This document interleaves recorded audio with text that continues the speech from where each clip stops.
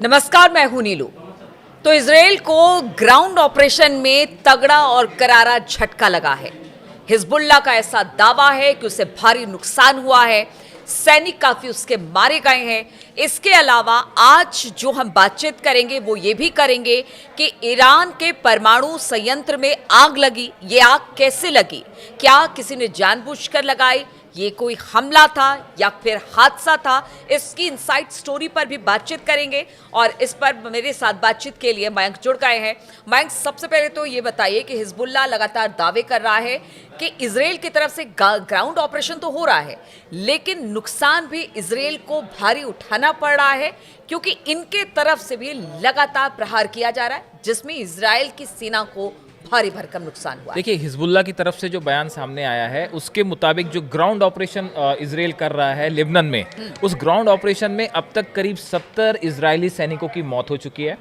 600 से ज़्यादा सैनिक घायल हैं और जो बड़ी बात है वो कि 28 मरकावा टैंक इजराइल के वो पूरी तरह से तबाह हो गए हैं। ये दावा हिजबुल्लाह की तरफ से किया जा रहा है। देखिए, इजराइल की तरफ से लगातार एयर स्ट्राइक्स हो रही हैं, बैलिस्टिक मिसाइल से स्ट्राइक्स हो रही हैं। F-35 प्लेन्स जो हैं वो लगातार लेबनान में और पर्टिकुलर जो साउथ लेबनान है वहाँ पे लगातार बमबारी कर रहे हैं। लेकिन जो ग्राउंड ऑपरेशन है उसमें जो हिजबुल्लाह का दावा है उनके मुताबिक 28 मरकावा टैंक्स। देखिए, जब भी ग्राउंड ऑपरेशन होता है उसमें मरकावा टैंक्स की अहम भूमिका होती है इजराइल के जो टैंक्स हैं।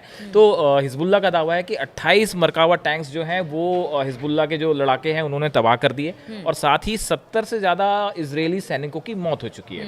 देखिए, ये बड़ा आंकड़ा है, इसमें कोई दो मत नहीं है। और देखिए, हिजबुल्लाह ने पहले ही कहा था कि अगर आप ग्राउंड ऑपरेशन करते हो तो उसका जवाब भी हम मुंह तोड़ देंगे और घुसेंगे तो आपको हमने नीलू, याद होगा आपको, हमने इसी मुद्दे पे पहले चर्चा भी की थी कि ग्राउंड ऑपरेशन कभी भी किसी भी देश पे दूसरे देश में जाके करना आसान नहीं होता। अच्छा, दूसरी तरफ इसी को लेके जो है खामेनेई की तरफ से एक और बयान आया है, जिन्होंने कहा है कि हम पूरी तरह से हिजबुल्लाह के साथ खड़े हुए हैं और हिजबुल्लाह जो है वो लेबनान का रक्षक है।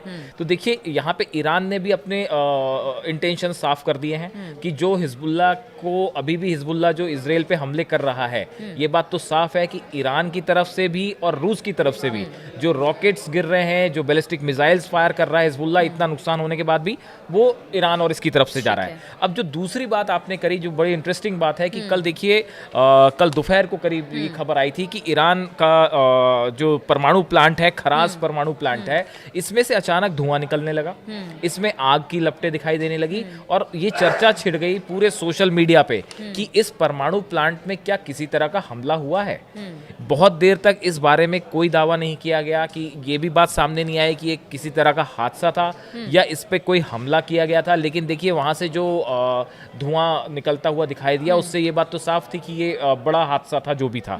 इसके बाद वहाँ पे क्या हालात हैं इसको लेके कोई डिटेल और पुख्ता जानकारी निकल के सामने नहीं आई है। लेकिन एक बात तो तय है नीलू, देखिए ये जो है इसको लेके इस तरह की चर्चाएं हैं कि किसी तरह का सैबोटाज भी हो सकता है। देखिए, पहले भी हमने एक चर्चा की थी। टारगेट तो लगातार ईरान के परमाणु संयंत्र, उनके प्रोग्राम रहे हैं पिछले, और बार बार इसको लेकर चिंता भी जताई गई है। मैं देखिए, कल ही जो है वो नेतन्याहू की तरफ से ये साफ कर दिया गया था कि भाई ईरान पे तो हमला होके रहेगा। नेतन्याहू की तरफ से कहा गया कि देखिए, इजराइल पे, हमारे घर पे ईरान ने हमला किया है तो हम बदला लेंगे।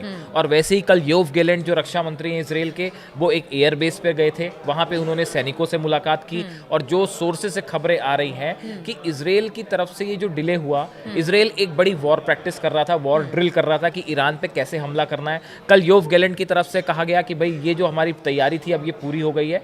बल्कि ऐसी भी खबरें हैं कि एक पूरा फॉर्मेशन तैयार किया गया है, प्लान तैयार किया गया है कि इजराइल अब कैसे हमला करेगा। उसमें बताया जाता है कि जो इजराइल की तरफ से जो प्लान तैयार है, अगर हम उसकी चर्चा करें तो बताया जा रहा है कि इजराइल की तरफ से जो है वो एक सबसे पहले जो एयर स्ट्राइक होगी, जिसमें F-35 प्लेन्स, F-15, F-16 एक प्लेन्स का फॉर्मेशन होगा जो ईरान में एंटर कर सकता है और ये अगले कुछ दिनों के अंदर ये हो सकता है। अमेरिका की तरफ से बार बार कहा जा रहा है कि अमेरिका में चुनाव हो उसके बाद ये अटैक हो, लेकिन कल नेतन्याहू का बयान, फिर उसके बाद योव गैलेंट का बयान, अब ये ऐसा लगता है कि कुछ भी हो सकता है। तो देखिए इस तरह की चर्चाएं हैं कि किस तरह से मतलब अमेरिका एक रणनीति बना ली गई है कि ईरान पर किस तरह से पहले एयर डिफेंस से हमला होगा, बिल्कुल, फिर बिल्कुल। किस तरह से जमीनी हमला होगा, ये सारी चीजें एक रणनीति के तौर पर तैयार। और मयंक ये भी कहा जा रहा है कि उनका जो युद्धाभ्यास चल रहा था वो शायद खत्म हो गया है। बिल्कुल, देखिए वॉर प्रैक्टिस जो है ये योग गैलेंट भी कह रहे थे कल कि जो हमें तैयारी करनी थी ईरान पर हमले के लिए वो तैयारी हमने पूरी कर ली है। अब देखिए इसराइल के सामने एक बड़ी चुनौती ये भी थी कि पिछली बार जब 180 से ज़्यादा मिसाइल्स जो ईरान ने फायर की, फतह 1 मिसाइल्स, तो अब ये उसके सामने इसराइल का डिफेंस सिस्टम पूरी तरह से फेल हो गया था। तो अब एक बड़ी चुनौती इसराइल के लिए ये भी थी कि भाई ईरान पे हमला करना है तो उसका तुरंत जवाब ईरान से भी तो मिलेगा। बिल्कुल। तो ईरान की तरफ से जो मिसाइल्स फायर हुए उसका बल्कि बताया ये जा रहा है कि ईरान ने भी बड़ी जबरदस्त तैयारी कर रखी है, किसी भी तरह का इसराइल का हमला होता है उसका मुंहतोड़ जवाब देने के लिए। ऑब्वियस सी बात है, जब आप देखिए कि टेंशन इतनी ज्यादा है, इसराइल लगातार तैयारी कर रहा है, धमकियां दे रहा है, लगातार ये कह रहा है कि कभी भी कोई बड़ा हमला हो सकता है, तो ईरान तो ऐसे में चुप रहने वाला नहीं है। जबकि वो लगातार हिजबुल्लाह, हूती, हमास सबको समर्थन करता है। तो जब उनके तमाम नेता मारे जा रहे हैं और ईरान ने दिखा भी दिया जिस तरह से एक साथ इतनी मिसाइलें उसने छोड़ी, उससे ये पता चलता है कि उसने भी पूरी तैयारी कर रखी है। देखिए ऐसा सूत्रों से ऐसा बताया जा रहा है कि अगर किसी भी तरह का इसराइल की तरफ से ईरान पे अब हमला होता है तो तुरंत बिना देर गंवाए करीब 1000 मिसाइल्स, फतह 1 मिसाइल्स जो हैं वो ईरान ने डिप्लॉय कर रखी हैं और उसके तुरंत इसराइल पे हमला हो जाएगा। अच्छा। जो तस्वीरें हम पिछली बार देख रहे थे कि 180 मिसाइल्स जो फायर हुई, बैलिस्टिक मिसाइल्स, इस तरह इस बार ऐसा बताया जाता है, जिसकी चर्चा है सोशल मीडिया में, जो एक्सपर्ट्स कह रहे हैं कि इस बार 1000 मिसाइल्स ईरान ने तैयार रखी हैं जो कि बिना देर गवाए तुरंत फायर हो जाएंगी इसराइल पे। ऐसे में देखिए आयरन डोम हो या थाट हो, इसको लेकर सवाल उठ रहे हैं। बिल्कुल उठ रहे हैं कि अगर ईरान की तरफ से इतनी बड़ी तादाद में मिसाइल तो क्या होगा? अगर छोड़ी जाती है तो फिर क्या होगा? क्या इसके लिए तैयारी है इसका आपका ये बिल्कुल वाजिब सवाल है और इसको लेके जबरदस्त चर्चाएं भी हैं कि अगर ईरान ने 1000 मिसाइल दाग दी तो क्या होगा। उसका देखिए इसराइल की तरफ से जो तैयारी की गई है, आपके सवाल का जवाब, इन्होंने इसराइल ने पिछले हमले के बाद एक 4 लेयर डिफेंस सिस्टम तैयार किया है जिससे अगर ईरान की मिसाइल्स आती हैं तो उसे कैसे रोका जाएगा। अब इस डिफेंस सिस्टम में क्या क्या है आप देखिए, इसमें जो है सबसे पहले नंबर पे एरो डिफेंस सिस्टम है जो कि इनका पहले से इनके पास था, एरो डिफेंस सिस्टम है। उसके बाद डेविड स्लिंग सेकेंड राउंड का सिस्टम है जो कि किसी भी तरह के रॉकेट या मिसाइल्स को रोकता है।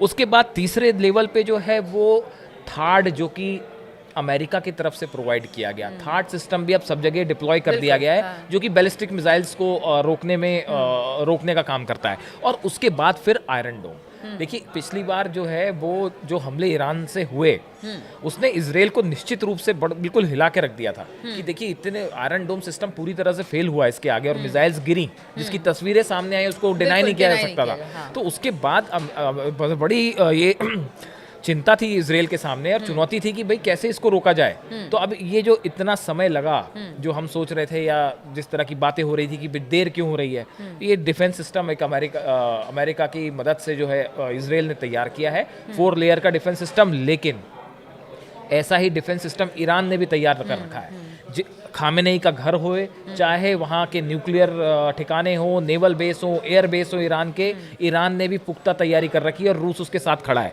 देखिए ईरान के पास एक पंतशीर डिफेंस सिस्टम है, जैसे आयरन डोम है उसी तरह का पंतशीर सिस्टम है। S-300 सिस्टम है, एयर डिफेंस सिस्टम, जो कि ईरान ने तैयार कर लिया। कहते हैं जिस तरह से थाट या फिर एयर डोम है, उसी तरह से कहा यह जा रहा है कि ईरान के पास भी जो सिस्टम है वो भी बड़ा स्ट्रांग है और रूस की तरफ से मदद भी की गई है। S-400 भी हो सकता है कि दिया गया हो और कई जगह S-400 भी लगा दिया गया। तो ऐसे हालात में देखिए दोनों तरफ से जो है ना तैयारी बिल्कुल पूरी है और ऐसा लगता है कल के कुछ बयान सामने आने के बाद कि अब जो है हो सकता है अमेरिका के चुनाव का इंतजार ना किया जाए और नेतन्याहू कभी भी कुछ भी कर सकते हैं। और आपका जो न्यूक्लियर प्लांट वाली बात थी, देखिए ईरान के 5-6 न्यूक्लियर प्लांट्स हैं जो कि बड़े क्रूशियल हैं। एक फोर्दो न्यूक्लियर प्लांट है, अराक में न्यूक्लियर प्लांट है, नतांज है, इस्फहान है और बुशर है। इस्फहान जो प्लांट है ये तो चीन की सहायता से चल रहा है और बुशर जो है वो रशिया की सहायता से चल रहा है। तो देखिए रूस की तरफ से भी ये साफ कर दिया गया है कि इस पूरी लड़ाई में हम ईरान के साथ मजबूती से खड़े हैं और न्यूक्लियर ठिकानों पे हमला नहीं होना चाहिए। ये रूस की तरफ से एकदम सीधा मैसेज है इजराइल को।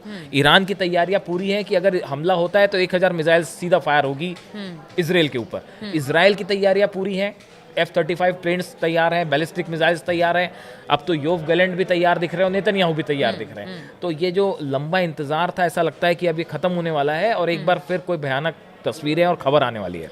बिल्कुल, तो आपने देखा कि आज हमने बातचीत की कि किस तरह की तैयारी, देखिए दोनों देश, अगर इजराइल की बात की जाए या ईरान की बात की जाए, युद्ध के मुहाने पर हैं, तैयारी दोनों की तरफ से है, बचाव भी दोनों की तरफ से किया गया है, लेकिन पहल किसकी तरफ से होगा, इस पर लगातार हमारी नजर बनी रहेगी। आप बने रहिए हमारे साथ।